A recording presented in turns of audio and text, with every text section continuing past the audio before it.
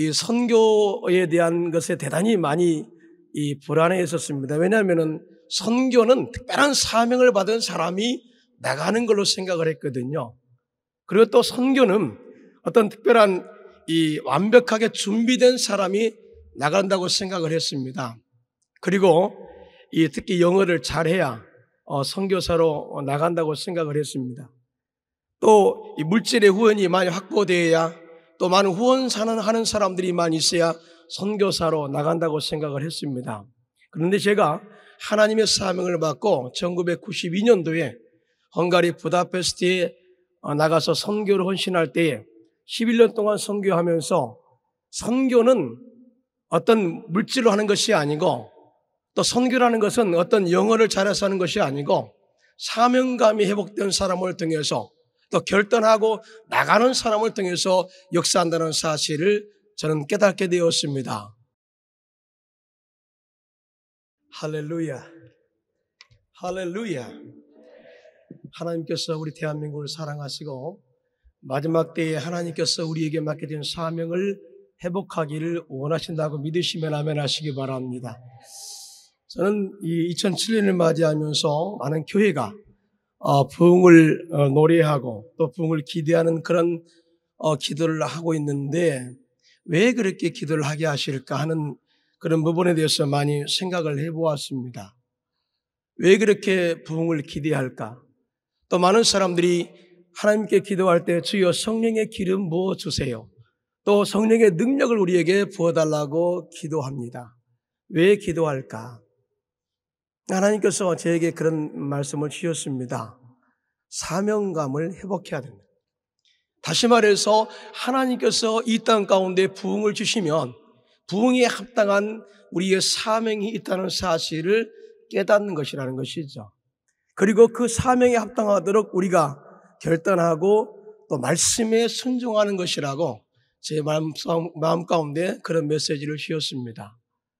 2007년도에 이 민족 가운데 큰 부흥이 일어날 것을 믿으십니까? 믿으십니까? 거기에는 우리의 책임이 따라 있습니다. 그것이 바로 우리 한국교회가 세계 선교의 사명자로 회복되는 것, 즉 이 사명을 위해서 우리 모든 교회가 결단하고 나가야 하는 그런 사명이라고 저는 믿습니다. 저는 이 선교사로 나가기 전에 이 선교에 대한 것에 대단히 많이 불안해 했었습니다. 왜냐하면은 선교는 특별한 사명을 받은 사람이 나가는 걸로 생각을 했거든요. 그리고 또 선교는 어떤 특별한 완벽하게 준비된 사람이 나간다고 생각을 했습니다. 그리고 특히 영어를 잘해야 선교사로 나간다고 생각을 했습니다. 또 물질의 후원이 많이 확보되어야, 또 많은 후원하는 사람들이 많이 있어야 선교사로 나간다고 생각을 했습니다. 그런데 제가 하나님의 사명을 받고 1992년도에 헝가리 부다페스트에 나가서 선교를 헌신할 때에 11년 동안 선교하면서, 선교는 어떤 물질로 하는 것이 아니고, 또 선교라는 것은 어떤 영어를 잘해서 하는 것이 아니고, 사명감이 회복된 사람을 통해서 또 결단하고 나가는 사람을 통해서 역사한다는 사실을 저는 깨닫게 되었습니다. 그리고 11년 선교사역 가운데 하나님께서 이런 역사가 원주민 사역을 이루게 하시고, 또 한인교회를 세우게 하시고, 더 나아가서는 집시 사역까지도 제자들을 통해서 하시는 역사를 볼 때, 선교는 내가 하는 것이 아니라 하나님께서 하게 하신다는 사실을 깨달았습니다. 많은 사람들이 선교에 대한 동기가 부여가 돼야 된다고 생각합니다. 그러나 저는 여기서 이야기합니다. 이제는 동기부여는 이제는 그만입니다. 아울리치를 각오하는 그런 시대는 지났습니다. 이제는 세계 각지에 16,000명이나 되는 선교사들이 진을 치고 있고 포진하고 있고, 이는 한국에서 헌신자들이, 청년들이, 성도들이 일어나서 그 땅 가운데 나가서 복음을 전하기를 원하고 있는 것이지, 이제는 아울리치를 하고 또 준비하고 그런 시대는 지났다, 그 말인 것입니다. 하나님께서 2007년도에 우리에게 부흥을 주신 것은 하나님께서 이 민족을 다시 한번 선교사로서 이 사명을 감당하는 사역의 대열에 쓰시는 하나님의 섭리가 있는 줄로 믿습니다. 그런데 하나님의 선교의 사역을 감당하기 위해서는 내가 하는 것이 아니기 때문에 우리가 성경적 원리를 배워야 됩니다. 가장 중요한 것은 성령이 우리 가운데 임할 때만이 가능합니다. 성령의 기름 부심을 받아야 됩니다. 믿습니까? 옆 사람과 인사합시다. 성령의 기름 부심을 받읍시다. 사도행전 1장 8절에 그렇게 말씀하십니다. 오직 성령이 너에게 임하시면 너희가 권능을 받고 예루살렘과 온 유대와 사마리아와 땅까지 이르러 내 증인이 되리라. 예수님께서 그렇게 승천하시기 전에 그렇게 제 아들을 향해서 강조했던 부분이 뭐예요? 쉼을 내쉬면서 성령을 받으라. 제자 훈련 받았다고 선교사 헌신하는 것이 아니라 그 말이에요. 하나님께 성령에 충만한 사람은, 아버지의 뜨거운 불을 받은 사람은 나갈 수밖에 없다는 사실을 강조하고 있는 것을 보게 됩니다. 그러므로 우리는 2007년도에 전 교인들이 다 일어나서 선교사의 대열에 헌신하는 자들이 되시기를 주님의 이름으로 축원을 드립니다. 언제까지 우리가 관망하고 언제까지 우리가 또한 뒤에서 기도만 할 것입니까? 하나님께서는 이 민족에 다 일어나서, 우리 모든 성도들이 다 일어나서 세계 만방에 나가서 복음을 전하기를 위하여 우리에게 부흥의 은혜를 다시 한번 허락한 줄로 확실히 믿습니다. 수리아 안디옥 교회가 사도 바울을 파송하면서 그렇게 귀하게 쓰임받는 그 이유가 뭡니까? 성령의 부르심 속에 순종한 교회이기 때문에 그렇습니다. 마지막 때 하나님의 영적인 은혜가 계속해서 이어나가기를 원한다면, 하나님께서 이 민족 가운데 부흥이 계속해서 일어나기를 원한다면 우리의 모든 성도들이, 교회가 일어나서 선교의 대열에 나가야 될 줄로 믿습니다. 하나님께서 이 선교에 헌신하는 교회는 계속해서 성령의 불을 타오르게 할 줄로 믿습니다. 또 이 하나님의 선교의 대열에 헌신한 자들의 그 가슴 속에는 하나님의 성령의 불이 계속해서 불타오르게 할 줄로 확실히 믿습니다. 사도 바울의 이 선교의 헌신은 우리가 대단히 우리의 모델로 제시되고 있지 않습니까? 그가 다메섹 도상에서 주님을 만난 이후에 청년의 때 주님께 부름받은 사도 바울의 사명감의 고백은 다음과 같습니다. 갈라디아서 1장 15절에 보니까 그러나 내 어머니의 태로부터 나를 특정하시고 은혜로운 나를 부르신 이가. 다시 말해서 사도 바울은 청년의 때 주님께 부름을 받았지만은 바로 이 사도 바울이 사도로서 선교적인 이방인의 사도로 선교 사역을 감당할 수 있는 부르심은 먼저 어머니의 태로부터 특정하신 하나님의 이 은혜라고 성경은 고백하고 있습니다. 다시 말해서 여러분들이 청년의 때에 구원받았든, 아니 어렸을 때부터 구원받았든 어떻든 간에 하나님께서는 이 선교의 사역에 바로 여러분의 모든 사역 가운데 하나님의 계획하심이 어머니의 태로부터 이미 계획하고 있다는 사실을 믿으시면 아멘 하시기 바랍니다. 이것이 바로 사명감의 회복이에요. 누구 때문에 간다, 어디 교회 있기 때문에 간다, 그것이 아니라 하나님께서 나를 직접 부르셔서 선교의 사명을 감당하도록 역사하셨다는 사실을 믿으시면 아멘 하시기 바랍니다. 사도행전 20장 24절에 보니까 나의 달려갈 길과 주 예수께 받은 사명, 곧 하나님의 은혜의 복음 증거하는 일을 마치려 하면 나의 생명을 조금도 귀한 것으로 여기지 아니하노라. 사명자는 죽음을 각오합니다. 증이란 말이 헬라어로 말투스 아닙니까? 말투스인데 어디서 파송되냐면은 마르티로, 즉 선교자에서 파송된 겁니다. 하나님께서 우리를 하나님의 도구로, 선교의 도구로 쓰실 때에 사명감이 불타는 그런 사람들을 통해서 쓰시는데, 이런 사람들은 죽을 각오가 되어 있다, 그 말인 것입니다. 우리 선교자인 그러한 사명을 가지고 나간다면 하나님께서 이 땅 가운데 다시 한번 부흥을 허락하시고 엄청난 역사를 이루게 될 줄로 확실히 믿습니다. 지금 현재 한국교회는 2020년까지 100만 선교사를 보내겠다고 선포했습니다. 자, 우리가 선포를 했습니다. 그러나 이 일은 누가 해야 됩니까? 이 일을 누가 해야 됩니까? 지금도 우리가 장기 선교사만 계획하고 우리가 있는다면은 앞으로 이 일은 외치는 꽹과리에 불과할 것이고 바로 그 역사는 하나도 일어나지 않을 것입니다. 그래서 저는 이 시발점으로 여러분에게 단기 선교에 헌신하기를 저는 도전합니다. 왜 아멘이 없네요? 왜 그러냐면 제가 그런 케이스이기 때문에 그렇습니다. 저는 1992년도에 하나님께서 저에게 러시아 사할린에 단기 선교를 갈 수 있는 길을 주셨습니다. 그때가 이미 주의 종으로 헌신할 때였습니다. 저는 여의도 순복음교회에서 찬양 사역을 하고 있었기 때문에 그래도 자리가 구축된 그런 상태에서 정말 하나님께 내가 설 수 있는 자리에서, 내가 주신 달란트 자리에서 하나님께 최고 영광의 모습으로 드리고 있다고 생각했습니다. 그런데 1992년도에 이 사할린 단기 선교를 통해서 하나님께서 저에게 엄청난 하나님의 이 선교에 대한 도전을 주셨습니다. 이제 네가 나갈 차례다. 하나님, 저는 할 일이 너무 많습니다. 찬양 사역도 해야 되고 음반도 내야 되고 앞으로 이 온누리교회와 함께 이 찬양 사역에 바로 이 예배자로서의 많은 사람들을, 청년들을 이끌 책임이 저한테 있는데 저를 나가게 하신다면 제가 어떻게 합니까? 그럴 때 하나님께서 저에게 주신 메시지가 있습니다. 네가 아니어도 그 일은 다른 사람이 할 사람이 있단다. 아멘. 저는 그 메시지를 듣고요, 돌아오면서 결단했습니다. 하나님, 나가겠습니다. 러시아로 나가겠습니다. 우리 강 목사님 기도하는 그 똑같은 모습으로 저와 좀 비슷합니다. 기도하면서 저희 집사람한테 공항에 내리자마자 우리 선교 갑시다. 그러니까 제 집사람은 기도해보고요 그러더라고요. 일주일간 기도하더니 하나님께서 부르셨습니다. 자녀들도 선교하는데 그렇게 어렵지 않았습니다. 왜냐하면 이미 우리는 선교의 꿈을 꾸고 있는 그런 마음들을 이야기했었고, 그 다음에 이 모스크바에 가면은 너는 유명한 대학생이 될 수가 있고 앞으로 유명한 피아니스트가 될 수가 있고 음악가가 될 수가 있단다.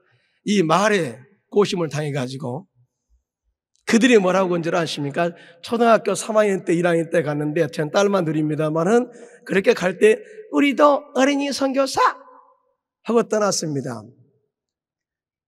근데 가서 사역하는데 하나님께서 만날 사람 만나게 해주시고 언어도 공부하는데 하나님께서 만나게 해주시고 이런 모든 가운데 하나님께서 역사하셨는데, 정말 단기 선교를 가지 않았다면은 내가 장기 선교로 헌신할 수 있는 기회를 가졌을까?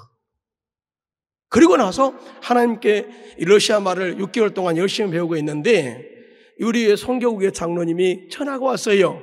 하시는 말씀이 헝가리 부다페스트만 놓고 기도하면은 내 얼굴이 왔다 갔다 한대요. 가라고 하면은 갈 건데 아주 확실한 계시를 받았다 그 말이죠. 제가 받은 게 아니고 장로님이 계시 받은 거예요. 그런데 이미 저는 선교사로 헌신한 사람이기 때문에 어디를 못 가겠습니까? 그래서 한마디 했습니다. 죽으려고 맘먹은 사람 어디를 못 가겠습니까?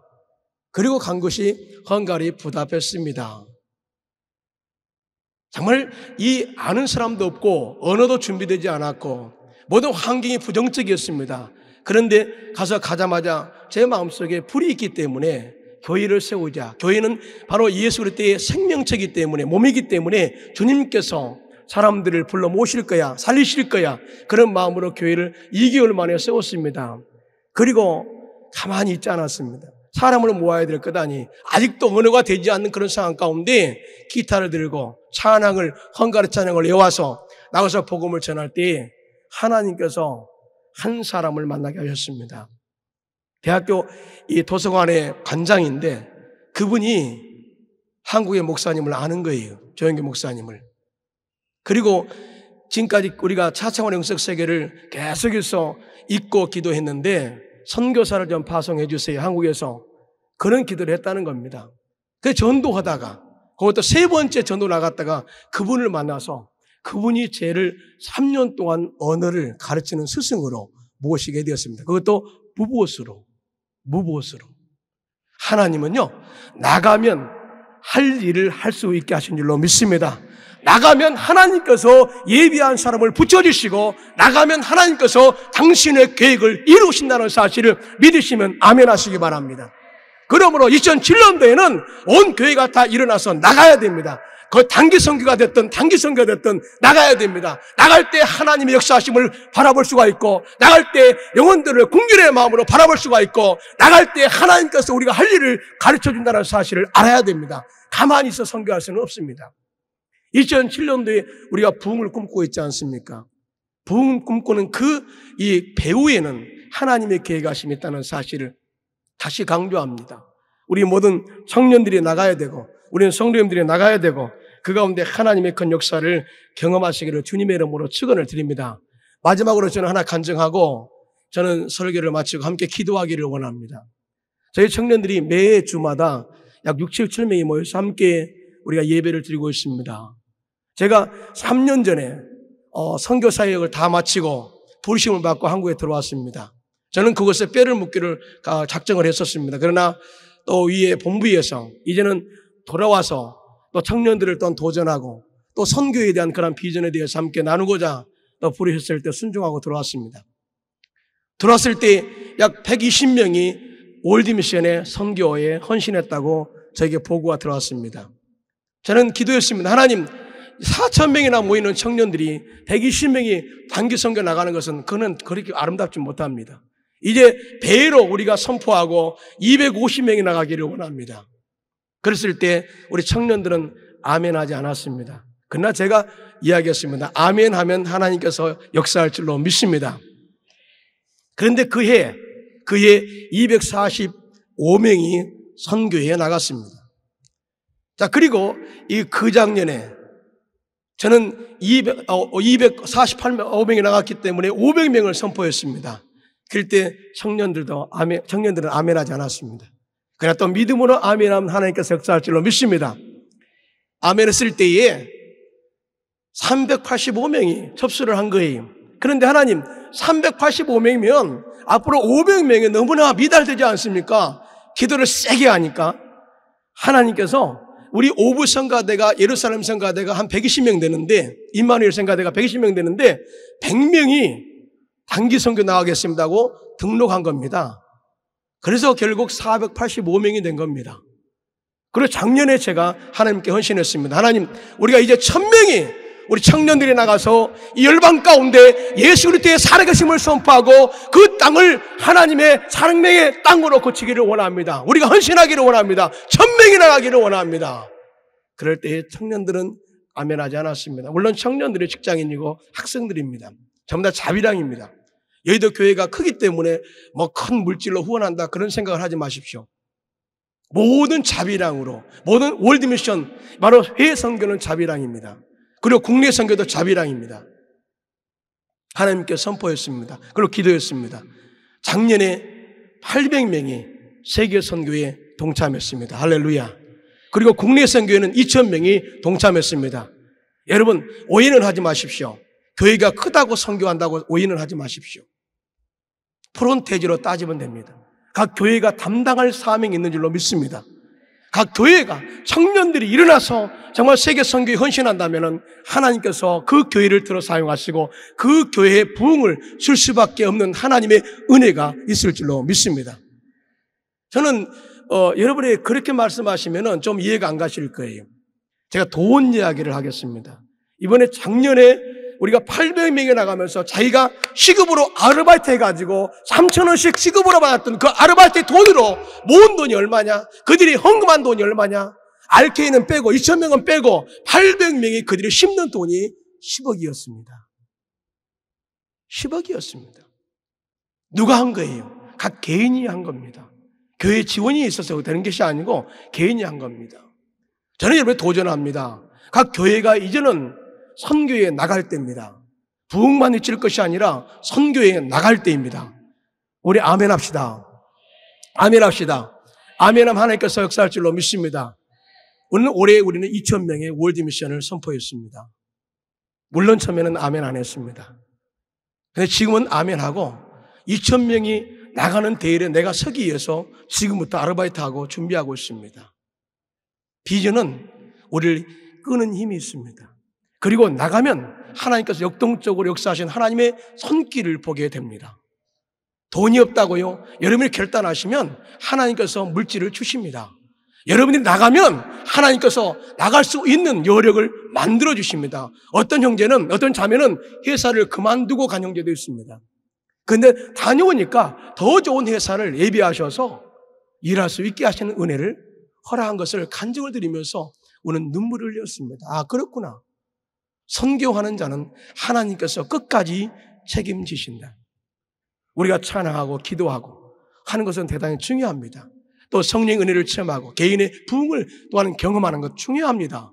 여기서 끝난다면은 2007년도에는 그날에 하나님의 부흥이 있었더라고 끝날 것입니다. 그러나 이제는 하나님께 기억돼야 할 그런 내용들이 지금 주님께서 우리를 바라는 것이 있습니다. 그날에 2007년도에는 1907년도에는 회개 역사가 있었지만은 2007년도에는 수많은 구름 같은 청년들이 성도들이 일어나서 대한민국을 벗어나서 세계를 향하여 나갔더라. 이런 것이 역사적으로 기록되는 그런 새해가 되시기를 주님의 이름으로 축원을 드립니다. 2007년 그 역사를 이루는 주역이 바로 여러분들의 사실을 믿으시면 아멘 하시기 바랍니다. 저는 이 선교만 들으면 선교만 말하면 나가고 싶고 지금도 제 마음속에 이렇게 불타고 있는 거예요. 그래서 제 2007년도 물론 제가 3년 전부터 들어와서 외치는 것이 뭐냐면은 청년 사역을 하고 있기 때문에 전 청년의 선교사화입니다. 올해는 4,000명, 물론 2,000명 월드미션, RK 리바이벌 코리아에 우리가 2,000명, 국외 선교 2,000명, 4,000명이 나가지만은 내년에는 7,000명 청년들이 다 나가기를 원하고 있습니다. 그렇다면은 한국 땅은 영적으로 다시 한번 개혁되어지고 정말 하나님께서 이 땅 가운데 새로운 성령의 바람과 아울러 선교의 바람을 일으키게 될 줄로 믿습니다. 우리는 바로 새 역사를 창조하신 하나님 바라볼 때 우리가 미국을 따라가서는 안 된다고 생각합니다. 이제는 우리가 새 역사를 한국 땅에서 쓰시기를 원하시는 하나님을 믿으십니까?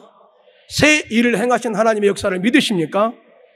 그렇다면은 여러분들이 앞장서서 나가야 됩니다. 2020년까지 100만 선교사를 파송한다고 했는데 외치는 꽹과리가 되지 않냐고. 정작 우리 모든 사람들이 여기에 헌신자가 될 때 그 열매는 하나님께서 맺게 할 줄로 믿습니다.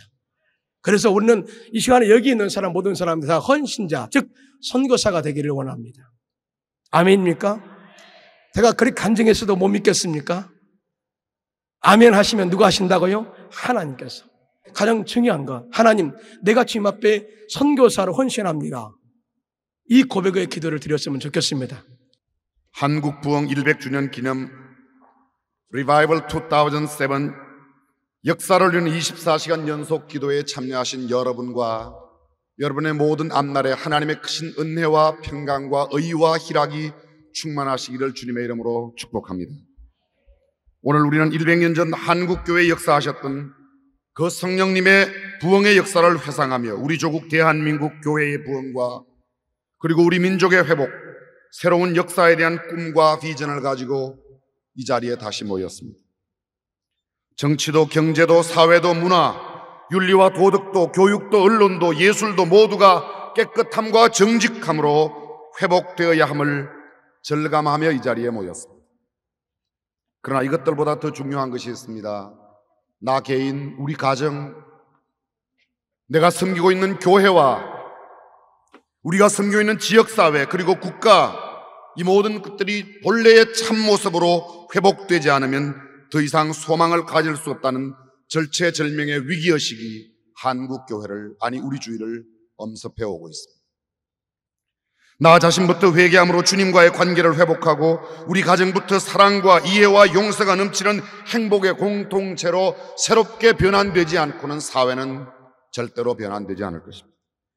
우리 교회, 아니 한국교회 전체가 진보와 보수의 경계 없이 연합과 일치로 갱신되지 않는다면, 한국의 정치와 경제, 사회, 문화 모두가 공의와 정직과 질서로 성숙한 모습으로 변환되지 않는다면, 변혁되지 않는다면, 트랜스포메이션 하지 않는다면 결코 우리의 미래는 없을 겁니다. 누구도 원치 않는 휴전선, 그러나 휴전선 북한에 지금도 얼마나 많은 사람들이 어려움과 역경에 처해 있는지 모릅니다. 마음 놓고 찬송할 수 없습니다. 기도할 수 없습니다. 마음 놓고 성경을 읽을 수 없는 상황 가운데 있는 그들, 북한에 있는 모든 우리 동족들도 함께 총체적 회복의 기회를 맞기를 주님의 이름으로 축복합니다. 끊임없는 열정적 세계 선교를 통해서 지구촌 구석구석이 말씀과 성령의 능력으로 새롭게 되는 그런 역사가 오늘 우리로 말미암아 이 땅에 이루어지기를 주님의 이름으로 축원합니다. 적어도 여기에 모인 우리 모두는 부흥과 회복을 열망하며 함께 마음과 뜻을 모으고 있습니다. 이 시간 성령님의 강한 역사하심으로 그날에 있었던 회개, 그곳에 있었던 변화와 부흥, 그때에 빛났던 거룩한 회복의 역사가 다시 한번 일어나기를 간절히 바랍니다. 지금 우리는 죄악된 세상에 살고 있습니다. 여전히 우리는 육체의 한계 속에 살고 있습니다. 그러나 우리가 진정 원하고 바라고 있는 것은 하나님의 나라가 아닐까요? 하나님의 나라를 소망하며 하나님의 나라가 이 땅에 이루어지기를 원하는 마음이 있으면 한번 크게 아멘 합시다. 아멘. 하나님의 나라의 임재를 원하시면 아멘 합시다. 하나님의 나라에서 살기를 원하는 분 예스 합시다. 예스. 그렇습니다. 우리 모두가 꿈꾸는 하나님의 나라. 사랑하는 여러분, 도대체 하나님의 나라가 어떤 나라입니까? 하나님의 나라가 어디에 있습니까?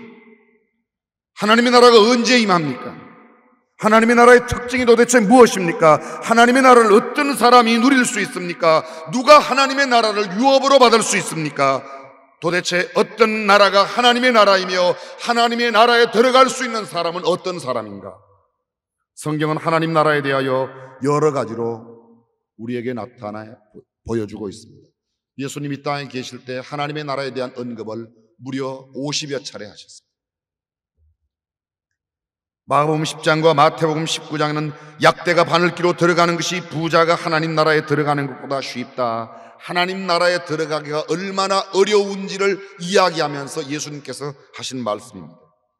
마가복음 10장 23절 이하에 재물이 있는 자는 하나님의 나라에 들어가기가 심히 어렵도다 하시니 제자들이 그 말씀에 놀라는지라 예수께서 다시 대답하여 가라사대 얘들아 하나님의 나라에 들어가기가 어떻게 어려운지 낙타가 바늘기로 들어가는 것보다도 하나님 나라 들어가는 것이 어렵다고 말씀하셨습니다.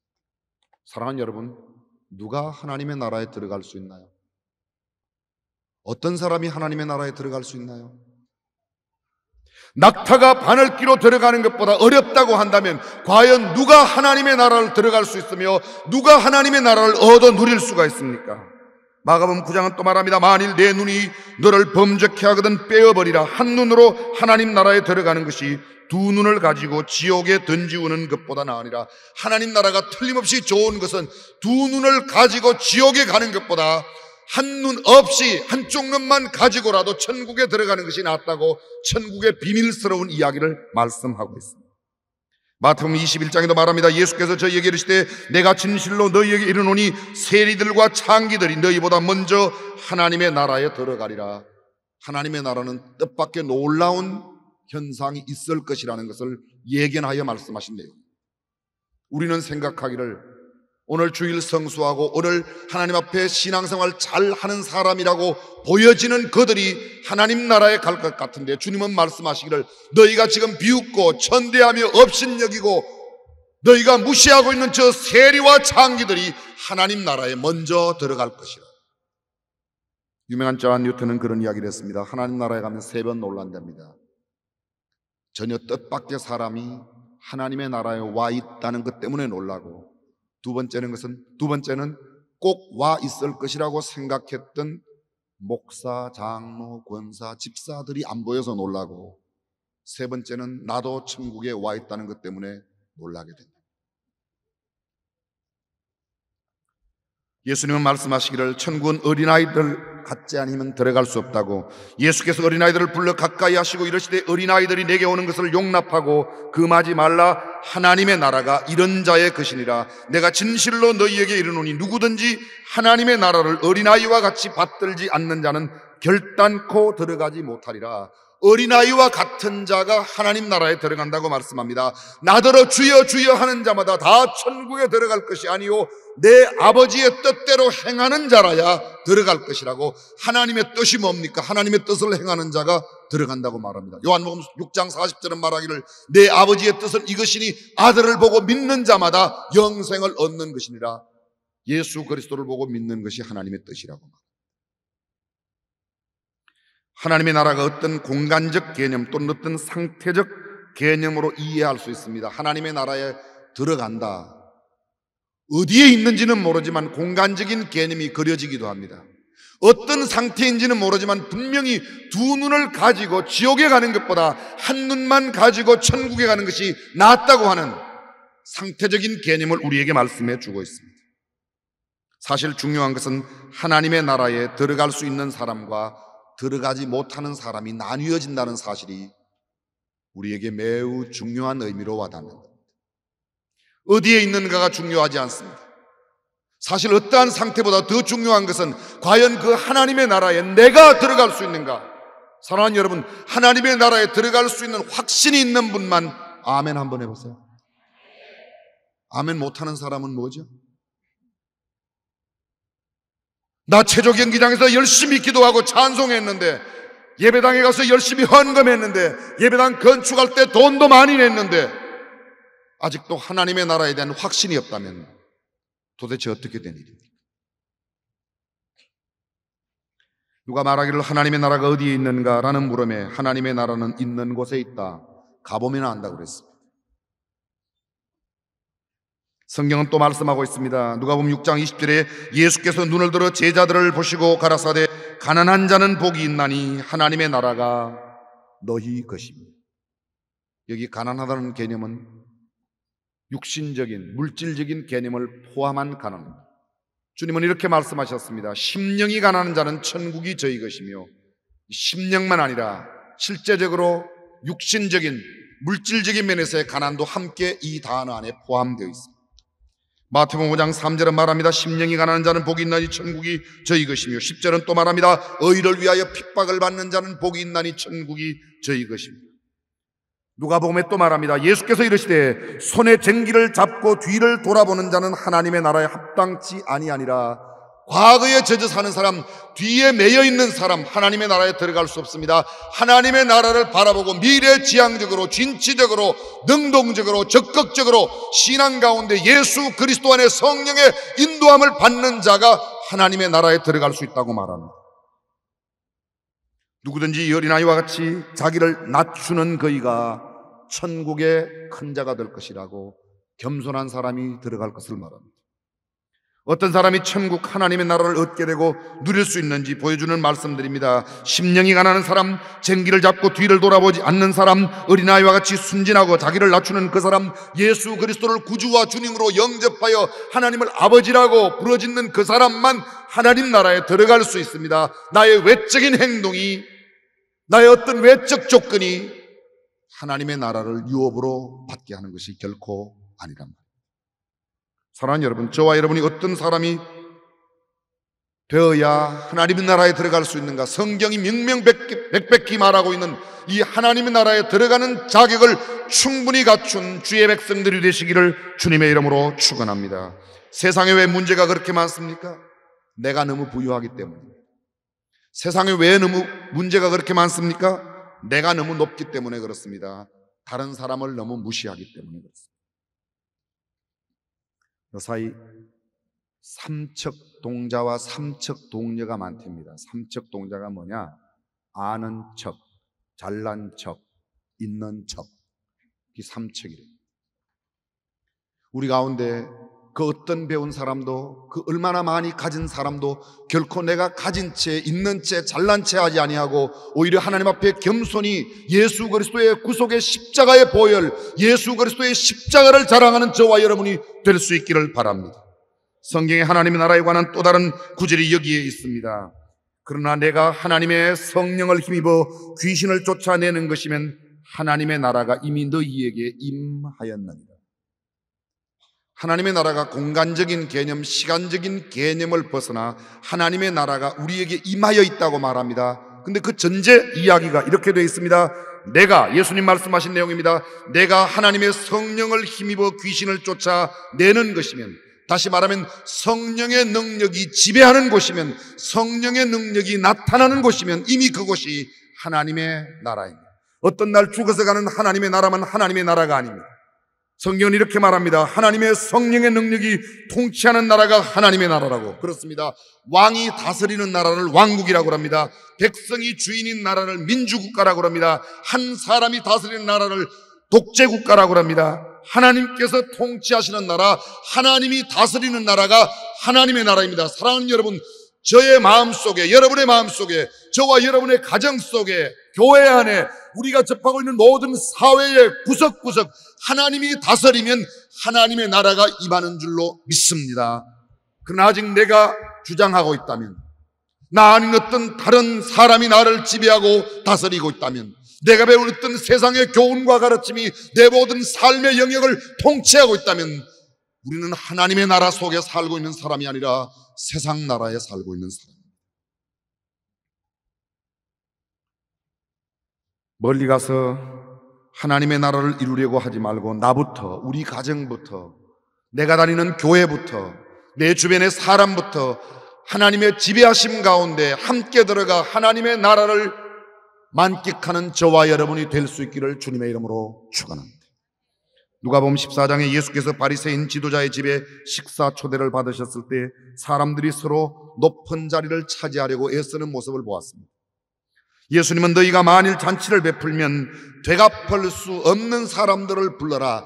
높은 자리 다투는 그런 사람 말고 내가 만약 높은 사람을 초대한다면, 있는 사람을 초대한다면 그들이 너를 다시 초대할 것이니 그런 사람 말고 성경에 있는 그대로 말한다면 가난한 사람을 청하여라, 걷지 못하는 사람을 청하여라, 신체장애, 지체장애인들을 청하여라. 그 사람들은 너를 다시 초청하지 않을 것이며 너가 한 그 모든 일들은 하나님 나라의 귀한 상급이 될 것이라고 말씀하셨습니다. 이 이야기를 듣고 있던 한 사람이 예수님께 말합니다. 예수님, 하나님 나라 잔치에 참여하는 사람은 얼마나 복이 많을까요? 예수님은 놓치지 않으셨습니다. 이 하나님의 나라를 이야기하고 있는 이 사람의 이야기를 붙들고 하나님의 나라를 설명하기 시작했습니다. 어떤 사람이 큰 잔치를 베풀고 수많은 사람을 청하였다. 잔칫날이 되어 또다시 청하게 되었는데 그 청함을 받은 사람은 모두가 거절하였다. 첫 번째 사람은 밭을 샀기 때문에 못 온다고, 두 번째 사람은 소를 사서 그 소를 시험해 보아야 되기 때문에 올 수 없다고, 세 번째 사람은 장가를 들어서 올 수 없다고. 오늘날로 말하면 밭을 사서 못 온다는 말은 부동산 구입 때문에 못 왔다는 이야기입니다. 소를 사서 못 온 사람은 동산을 샀기 때문에. 근데 여러분, 꼭 잔칫날 소를 가지고 나가서 시험해 볼 필요가 있을까요? 세 번째 사람은 상당히 설득력이 있습니다. 장가를 들었기 때문에 내 장가 날인데 어디 다른 잔치에 갈 수 있겠는가? 그러나 여러분, 내가 장가 가는 것보다 더 위급하고 더 중요한 일이 있다면 그때에도 내 장가를 고집하겠습니까? 예를 들어 보겠습니다. 급성 맹장이 왔는데도 장가 가겠다고 병원에 가지 않는 사람이 있을까요? 주님은 하나님의 나라의 긴급성과 중요성을 얼마나 자세하게 우리에게 말씀하고 있는지 모릅니다. 하나님의 나라는 모든 것이 준비된 완벽한 잔치라고 묘사하고 있는 이 누가복음 14장. 그렇습니다. 하나님의 나라는 하나님의 다스리는 나라입니다. 오늘 함께 나누고 싶은 본문의 말씀이 바로 이 말씀입니다. 하나님의 나라는 먹는 것과 마시는 것이 아니요 오직 성령 안에서 의와 평강과 희락이니라. 그렇습니다. 하나님의 나라는 먹는 것이 아닙니다. 마시는 것이 아닙니다. 오직 성령 안에 있는 줄로 믿으시길 바랍니다. 하나님의 나라는 성령의 역사 안에 이루어집니다. 그리고 말합니다. 하나님의 나라의 특징 세 가지: 의와 평강과 희락이라. 의와 평강과 희락이라. 그렇습니다. 세상이 얼마나 불의합니까? 불의를 찾는 것은 어렵지 않습니다. 우리 주변에 얼마나 불의가 가득한지 모릅니다. 세상에 얼마나 전쟁이 많은지 모릅니다. 세상에 얼마나 슬픔과 고통이 많은지 모릅니다. 근데 하나님의 나라는 의가 있습니다. 하나님의 나라는 평강이 있습니다. 하나님의 나라는 희락의 나라입니다. 사랑하는 여러분, 성령의 능력으로 이 희락과 평강과 의가 이루어지기를 주님의 이름으로 축원합니다. 하나님의 나라는 모든 것이 준비된 나라라고 그랬습니다. 우리가 원하는 모든 것이 있습니다. 영생이 거기에 있습니다. 사랑이 거기에 있습니다. 건강이 거기에 있습니다. 행복이 거기에 있습니다. 부귀가 거기에 있습니다. 평안과 기쁨과 즐거움이 거기에 있습니다. 모든 것이 준비되어 있습니다. 우리가 원하는 모든 것이 준비된 그 나라, 성령으로 말미암아 이루어진다고 말하고 있습니다. 이런 잔치를 거절하실 만한 이유가 있겠습니까? 그런데 누가복음에 나타난 청함을 받은 그 사람들은 안타깝게도 거절했습니다. 왜냐하면 하나님 나라가 어떤 것인지 몰랐기 때문입니다. 사랑하는 여러분, 우리가 그리워하는 모든 것, 우리가 상상하는 모든 것이 있는 그 하나님의 나라, 그것은 결코 우리의 의지와 결심으로 이루어지는 게 아닙니다. 성령의 능력으로 이루어지는 것입니다. 그 하나님의 나라는 의와 평강과 희락이 가득한 나라입니다. 하나님께서 이 나라에 우리를 초대해 주셨습니다. 값없이 초대해 주셨습니다. 은혜로 초청해 주셨습니다. 누구든지 그 초청에 응하기만 하면 하나님의 나라를 누릴 수 있는 줄로 믿습니다. 왜 우리가 회개하자고 합니까? 우리가 어디로 회복한다고 말하고 있습니까? 어떤 부흥을 기대하고 있습니까? 하나님의 나라가 목적 아닙니까? 빈집의 위험을 아십니까? 내 모든 것을 다 쏟아내어도, 내 집을 모두 깨끗하게 청소해 놓아도 하나님이 내 삶을, 내 마음의 집을 다스리는 하나님을 주인으로 모시지 못한다면 이내 나갔던 악한 귀신, 더 센 귀신 7을 데리고 와 처음 형편이 나중 형편보다 훨씬 나을 만큼, 나중 형편이 훨씬 더 못하게 된다고 가르치고 있습니다. 사랑하는 여러분, 저와 여러분들이 하나님의 나라를 마음껏 누리는 회복의 역사가 있기를 주님의 이름으로 축원합니다. 하나님은 모든 사람이 구원을 받으며 진리를 아는데 이르기를 원하고 계십니다. 그 어떤 사람도 하나님의 나라를 세상의 것으로는 누릴 수 없습니다. 성령의 능력으로 이 하나님의 나라가 회복되어 저와 여러분들이 하나님의 나라를 누리는 모습을 우리 주변의 사람들이 보고 그들도 우리 까닭에 하나님의 나라의 백성이 함께 될 수 있는 놀라운 역사가 오늘을 기점으로 이루어지기를 주님의 이름으로 축원합니다. 기도하겠습니다. 내가 바라는 모든 것이 있는 나라, 세상의 불의를 바라보면서 어쩌면 참 의로운 나라가 있었으면 하는 생각을 가졌던 적이 한두 번이 아닙니다. 끊임없는 세상의 전쟁을 바라보면서 미움과 질투와 시기와 정오와 아픔과 고통을 바라보면서 참 평강의 나라가 임하였으면, 슬픔과 애통을 보면서 참 기쁨과 희락의 나라가 좀 있었으면 하는 마음을 가진 적이 한두 번이 아닙니다. 그러나 여기 그 하나님의 나라가 있습니다. 아무런 조건 없이 예수 그리스도를 구주와 주님으로 영접하기만 한다면 그 하나님의 나라를 우리가 마음껏 누릴 수 있습니다. 모든 것이 완벽하게 준비된 잔치 같은 나라, 우리가 원하는 그 영원한 생명, 우리가 그렇게도 원하는 사랑, 질고와 고통 가운데 있는 사람들이 그렇게도 원하는 건강이 그곳에 있습니다. 불행과 불안과 아픔과 질병의 요소 가운데 괴로워하고 아파하는 그 모든 사람들이 그렇게도 원하는 행복, 그것이 하나님 나라에 있습니다. 가난 까닭에 좀 부해봤으면, 조금만 더 잘 살아봤으면, 그러나 여기 참된 부귀와 영화가 있습니다. 하나님 나라에. 이 평안과 이 기쁨, 이 즐거움, 이번 기회를 통해서 우리에게 회복되었으면 좋겠습니다. 먼저는 내 마음으로부터, 그리고 우리 가정에, 우리가 섬기는 교회 내에, 우리가 살고 있는 지역사회에, 그리고 우리 조국 대한민국에. 경제 회복보다 더 중요한 회복은 우리의 영혼의 회복입니다. 정치의 회복보다 더 중요한 부흥은 우리 교회의 부흥입니다.